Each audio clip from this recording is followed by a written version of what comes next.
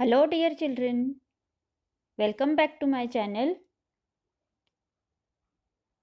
Today, in part 2 of lesson 1, Natural Resources, Air, Water, and Land, we will see about the components of natural resources. Okay, or we can say it natural component. In that, we will see about air. Three components are there, no? Air, water, and land. So, from that, first is water. We will see detailed information about that air. Okay, but before going to learn about the air, I want to recall you what we have learned in part 1. So in part 1 I told you about atmosphere, hydrosphere, and lithosphere, right? All these are natural resources. Okay, so there are three main spheres on the earth. These are hydrosphere, lithosphere, and atmosphere. Means hydro means water, litho means land, and atmos means air. Okay. So in all these three spheres, living organisms are seen. The living organisms together in all these three spheres constitute biosphere. Okay. I told you about the biosphere also, na? See here, biosphere. Yes. Again, I told you that 71% of water is covered on the earth and only 29% of land is present on our earth. Air, water, and land are the important natural resources or important factors. Okay, ये जो तीन होते हैं air, water and land, ये बहुत ही important factors होते हैं हमारे अर्थ के ऊपर, and they are sustaining the living world on the earth and for fulfilling their basic needs. Yes, due to these natural resources, all the basic needs of the living world are fulfilled, and therefore for sustenance of life they are very important. Sustenance means what? Means survival of the life. पूरे living world को जिंदा रहने के लिए air, water और land की ज़रूरत होती है. सबको समझ में आया? Now we will see about air. Okay, so here what are the 5 layers of atmosphere?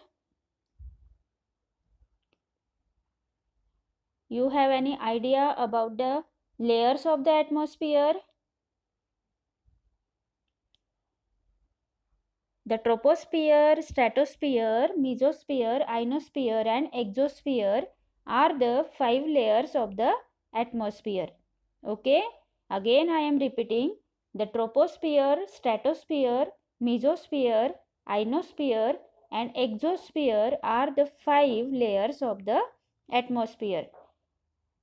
The earth is surrounded by atmosphere which is made up of air. Everyone knows it, no? हमारी जो अर्थ होती है वो किससे surround हुई होती है? Atmosphere से. और एटमॉस्फेयर किससे बना हुआ होता है? एयर से, right? So see about the air. The air in the atmosphere around the earth contains nitrogen, oxygen, carbon dioxide, and 6 inert gases: nitrogen dioxide, sulfur dioxide, water vapor, and dust particles. All these mixture of gases along with water vapor and dust particles are the constituents of air. Constituents मतलब घटक. ये सारी चीज़ें जो होती है वो air में होती हैं. में इसका मतलब क्या हुआ? Air is a mixture of gases, isn't it? See, The troposphere contains about 80% of the total mass of the gases in the air. जो ट्रोपोस्फियर होता है, ट्रोपोस्फियर मीन्स व्हाट, जो अर्थ के सरफेस के सबसे पास वाली जो लेयर होती है उसको हम ट्रोपोस्फियर बोलते हैं. ओके. और ट्रोपोस्फियर में सबसे ज़्यादा प्रपोर्शन होता है गैसेस का. That means it is 80%. Yes. while this proportion is about 19% in the stratosphere. Stratosphere is the second most layer from the surface of the earth. Okay. And the proportion of the gases in stratosphere is about 19%. Right? Further, in the mesosphere and ionosphere, the proportion of mass of gases goes on decreasing. Mesosphere is the third most layer. Ionosphere is the fourth layer from the surface of the earth. जैसे जैसे आप ऊपर जाओगे वैसे वैसे क्या हो गया, गैसेस का जो प्रोपोर्शन होता है या फिर प्रमाण होता है वो डिक्रीज होते जाएगा. उस लेयर में जो गैस का प्रोपोर्शन होता है वो धीरे धीरे कम होता जाता है. Everyone understood it? Gases are not found in the exosphere and beyond. और एक्सोस्फीयर जो होता है वो सबसे ऊपर वाली लेयर होती है. तो वो जो होती है वो बहुत हाइट पे होती है अर्थ सरफेस से. That's why gases are not found at all over there. See, gases are not found at all. और उसके ऊपर तो बिल्कुल भी गैस नहीं होती है. ठीक है. You can see that air is a mixture of several gases and is chief constituent of Earth's atmosphere. इसका मतलब क्या है, एयर में मिक्सचर ऑफ गैसेस होते हैं और वो जो गैसेस होती है उसको हम chief constituent of earth's atmosphere बोलेंगे. ठीक है. Besides these gases, air also contains water vapor and dust particles. As I told you before also, along with these gases, mixture of gases, what it contains? Air contains water vapors and dust particles also. The amount of gases in the air is the greatest near the surface. जैसे कि मैंने आपको बताया, earth surface के पास में जो layer होती है उसमें अमाउंट ऑफ गैसेज जो होती हो सबसे ज़्यादा होती है. मीन्स ग्रेटेस्ट होती है. And decreases as we go higher and higher from the surface. और जैसे जैसे हम ऊपर जाते हैं तो वो गैसेस का जो प्रपोर्शन होता है वो कम कम होते जाता है. That is air becomes rarer at higher altitudes. Altitudes मतलब हाइट पर. जितने ज़्यादा हाइट पर आप जाएंगे उतने ऊपर वहाँ पर एयर जो होती है वो रेयरर होती जाती है, मतलब कम कम होती जाती है.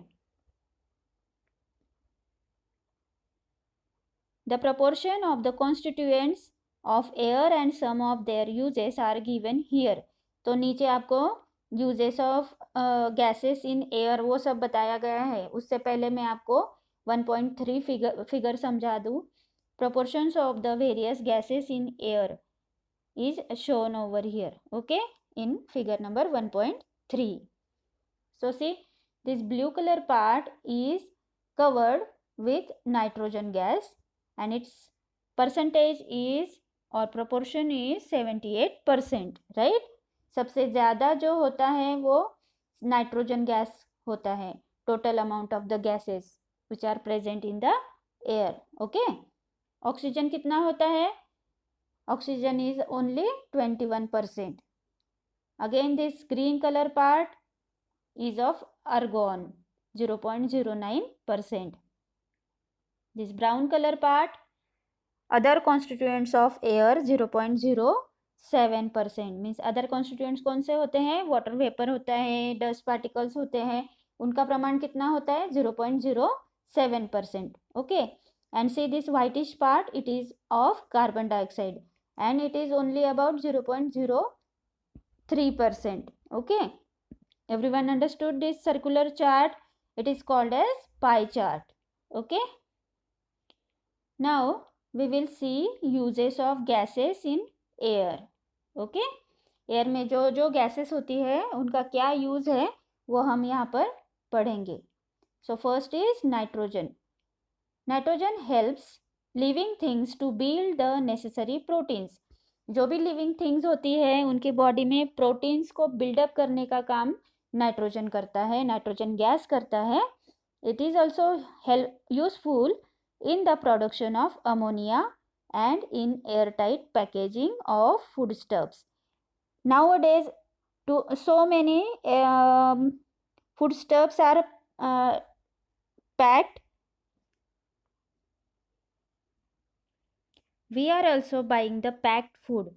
Nowadays, in DMarts and big bazaars, so many airtight packed foodstuffs are present over there that we are buying and we are eating. And for that packaging of these foodstuffs, nitrogen gas is used. Then oxygen. Oxygen is necessary for respiration in the living things and for combustion. As we all know, we are live because of oxygen, because we respire oxygen in our body, right? We inhale oxygen. And again for the combustion मतलब burning होता है, burning of the fuels. वो fuels का burning होने के लिए oxygen की मदद ली जाती है. ठीक है. Next is carbon dioxide. Plants use it for producing their food. In the process of photosynthesis, carbon dioxide plays a important role. Because अगर कार्बन डाइऑक्साइड नहीं हो तो प्लांट्स फूड बना नहीं सकते हैं, इसलिए plants use it for the production of their food. Again it is used in fire extinguishers. Fire extinguishers सबको पता है ना. हमें अगर कहीं पर आग लग जाती है तो फायर एक्सटिंग्विशर्स का यूज़ किया जाता है उसको बुझाने के लिए. So in that fire extinguishers also carbon dioxide is used. Again argon. Argon is used in electric bulbs. Everyone knows about electric bulbs. सबके घर में इलेक्ट्रिक के बल्ब्स होते हैं, उसमें अर्गॉन गैस का यूज़ किया हुआ होता है. ठीक है. Next is helium. Helium is use for obtaining low temperature and also for generating lift in airships. Helium का यूज़ क्या होता है? बड़ी बड़ी इंडस्ट्रीज़ में टेम्परेचर को लो करने के लिए भी हेलियम का यूज़ किया जाता है. Again it used in airships for generating the lift. Next is neon. Neon is used in decorative lights and for street lighting. सबके घर में डेकोरेटिव लाइट्स होते हैं, हम दिवाली में यूज़ करते हैं ना decorative lights. In that neon gas is used. Again हम लोगों ने स्ट्रीट लाइट्स देखे हैं, उसमें भी नियॉन गैस का उपयोग किया जाता है. ठीक है. Next is krypton. Krypton is used in fluorescent tubes. Fluorescent tubes you all are know the halogen lights. Yes, no? Halogen lights means fluorescent tubes. Okay. सो बड़े बड़े फंक्शंस में टेंट वगैरह लगाए जाते हैं, वहाँ पर हेलोजन लाइट्स का भी यूज़ किया जाता है. Again next is xenon. It is used in flash photography. Nowadays in our Android mobile phones we are using flash for taking a photo. Okay. And in flash photography it is also used. Now always remember, you have to remember these points. The living world on the earth is sustained due to the balance between various gases. जो living world है earth के ऊपर वो कैसे survive होता है? Due to the balance between various gases. हमारे air में जो बैलेंस है ना अलग अलग गैसेस के बीच में and other constituents of the air की वजह से ही हम जिंदा रह पाते हैं. गैसेस और जो भी बाकी के कंटेंट्स होते हैं एयर में उनके बीच में जो बैलेंस होता है उसी की वजह से हम सर्वाइव कर पाते हैं. Okay. The atmosphere is very important filter. Atmosphere जो होता है वो एक फिल्टर की तरह काम करता है. It allows light and heat of the sun to reach the earth which is necessary for life. कैसे काम करता है वो फिल्टर की तरह? तो जो सन से हमें लाइट मिलता है या हीट मिलती है वो अर्थ पर आने के लिए एटमॉस्फेयर बहुत हेल्प करता है और उसको फिल्टर करके हमारे तक पहुंचाता है. Okay, but it prevents the harmful elements from reaching the earth. But जो एटमॉस्फेयर होता है वो क्या काम करता है? हार्मफुल एलिमेंट्स को हम अर्थ तक पहुंचने नहीं देता है. It is in the atmosphere that fog, cloud, snow and rain are produced. ये सारी चीज़ें जो होती है, फॉग होता है, क्लाउड्स होता है, snow, rain, all are produce in atmosphere only. You all have to remember these points. Okay, now observe this and discuss. So what is the similarity in the three pictures below? यहाँ पर आपको 3 pictures दिखाए हैं. तो first picture में क्या दिखाई दे रहा है? All these 3 pictures are of air pollution. Okay, so first picture is of industrial exhaust. Industry में जो बड़ी बड़ी चिमनीज होती है वहाँ से जो स्मोक होता है वो बाहर फेंका जाता है, एग्जॉस्ट किया जाता है. That is the picture. Next is vehicular pollution का पिक्चर दिखाया है आप लोगों को. कितना स्मोक निकल रहा है व्हीकल्स में से. और नेक्स्ट इज फॉरेस्ट फायर. यहाँ पर भी देखो कितना स्मोक बाहर निकल रहा है ना.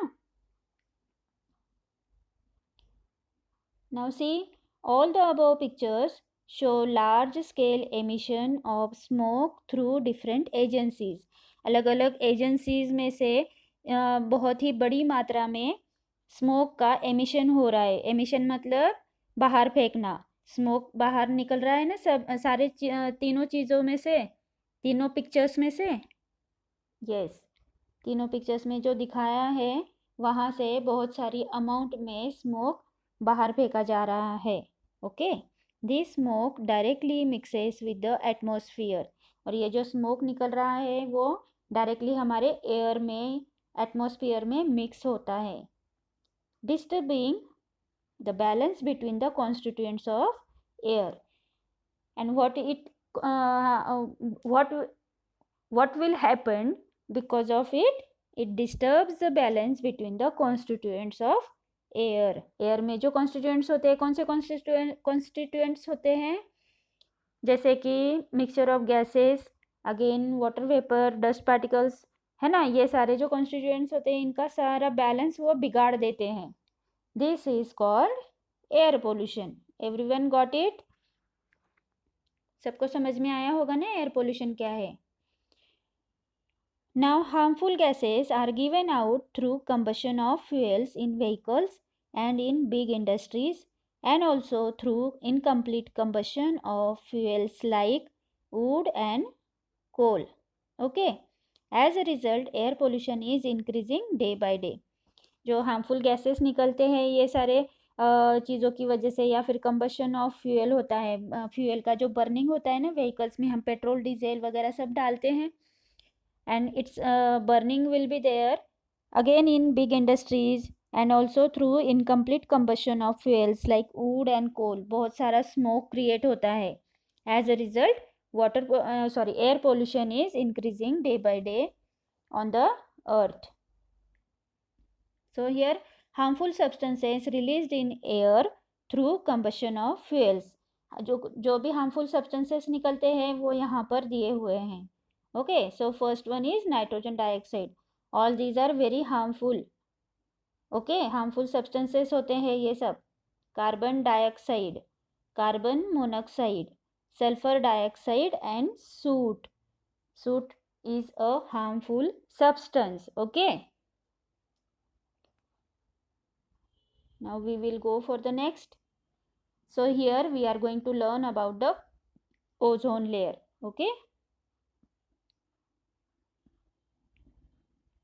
ओजोन लेयर क्या होता है? It is the protective shell होता है, मतलब वो हमें प्रोटेक्ट करता है। अभी किससे प्रोटेक्ट करता है वो हम देखेंगे। There is a layer of ozone. Ozone means O3 gas. Okay. O3 gas in the lower part of the stratosphere.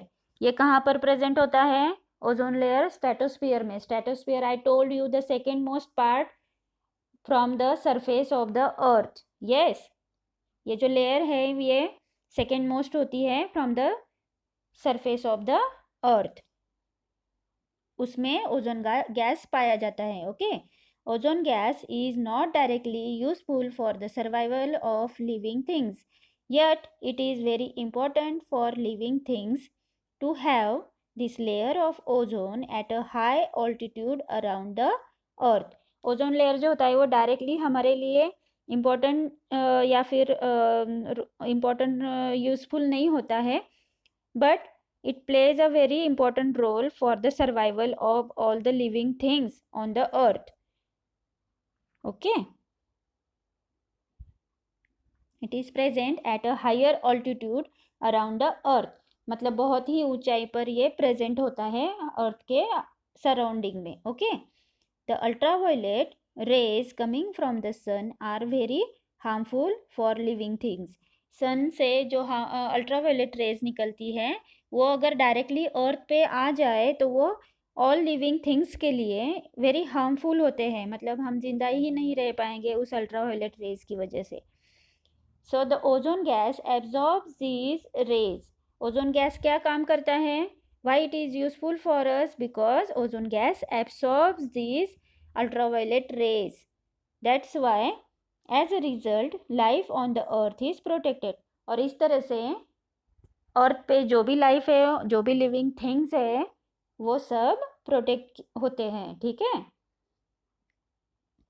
The ozone layer is destroyed if chemical gases like carbon tetrachloride or the chlorofluorocarbons used in air conditioners and refrigerators mix with the air. और ये जो ozone layer होता है वो कैसे destroy होता है, किस वजह से डिप्लीट होता है या कम होता है, किस वजह से होता है? जो केमिकल गैसेस निकलती है इंडस्ट्रीज में से, जैसे कि कार्बन टेट्राक्लोराइड है या फिर क्लोरोफ्लोरोकार्बन होता है, which are used in air conditioners and refrigerators. अगर ये केमिकल गैसेस एयर में मिक्स हो जाए तो ओजोन का जो लेयर होता है वो कम होते जाता है. और कम हो गया तो क्या होगा फिर? अल्ट्रावायलेट रेज जो है सन की वो डायरेक्टली हमारे अर्थ पे आ जाएंगी और वो हमारे लिविंग थिंग्स को डिस्ट्रॉय कर देगी या फिर ख़त्म कर देंगी. ठीक है. That's why ozone layer is very important for us. The 16th of September is celebrated as Ozone Protection Day all over the world to make everyone aware of the importance of ozone. 16 सितंबर जो होता है वो पूरे world में ozone protection day ऐसे celebrate किया जाता है. वाई? बिकॉज सबको पता चले कि ओजोन का इम्पोर्टेंस क्या है. Everyone got it? Now, do you know, in metropolitan cities like Mumbai, Pune or Nagpur, boards are displayed at the places of heavy traffic to show the proportions of the various constituents of the air at that place. बड़ी बड़ी जो cities होती है, metropolitan means big cities. हाँ, big cities like Mumbai, Pune और नागपुर, यहाँ पर boards लगाए हुए होते हैं. जहाँ पर हेवी ट्रैफिक होता है वहाँ पर इस तरह के बोर्ड लगाए जाते हैं. इस तरह से बोर्ड लगाए जाते हैं और उस पर क्या लिखा होता है? Proportion of the various constituents of the air. Due to this boards we can see the amount of harmful elements in the air. जो भी सब्सटेंसेस या फिर जो भी गैसेस वहाँ पर एयर में प्रेजेंट होती है वो सब इस बोर्ड पे इंडिकेट किया जाता है या फिर लिखा जाता है. उस वजह से हमें पता चलता है कि यहाँ पर हार्मफुल एलिमेंट्स या हार्मफुल गैसेस का अमाउंट कितना है. Okay. Now use your brain power. What would have happened if there were no air on the earth? Think everyone on this question. अगर अर्थ पे एयर ही नहीं है तो क्या होगा? क्या हो सकता है अगर एयर नहीं रहा तो? हम जिंदा रहेंगे क्या? हम जिंदा रह सकते हैं without air? No. If there is no air on the earth the life will come to an end. Life तो पूरी ख़त्म ही हो जाएगी, है ना? Because of want of oxygen. जैसे कि हमें ज़िंदा रहने के लिए ऑक्सीजन की ज़रूरत होती है, बाकी के सारे लिविंग ऑर्गेनिज्म जो होते हैं वो तो मर जाएंगे without oxygen. Yes no? All the living organisms will die of suffocation. Suffocation मतलब उनका दम घुट जाएगा अगर एयर ही नहीं रहेगी. एयर नहीं रहेगी तो ऑक्सीजन नहीं मिलेगा हमें. ऑक्सीजन नहीं मिलेगा तो हमारा दम घुट जाएगा, है ना? If air is not there there will be no atmosphere. Right ना? All the harmful radiations from the outer space will then reach till the earth surface. सारे हार्मफुल रेडिएशन जो होंगे, अगर एटमॉस्फेयर ही नहीं रहेगा तो ये सारे हार्मफुल रेडिएशंस जो है बाहर की स्पेस में से डायरेक्टली हमारे अर्थ के सरफेस पर आ जाएंगे. और जो एनारोबिक माइक्रोब्स होते हैं, सिर्फ वैसे जिनको ऑक्सीजन की ज़रूरत ही नहीं है सर्वाइवल के लिए या फिर ज़िंदा रहने के लिए, only they will survive on the अर्थ. सिर्फ जो वही माइक्रोब्स दिखेंगे हमें अर्थ पे अगर एयर नहीं रहेगी तो. Right no? यस.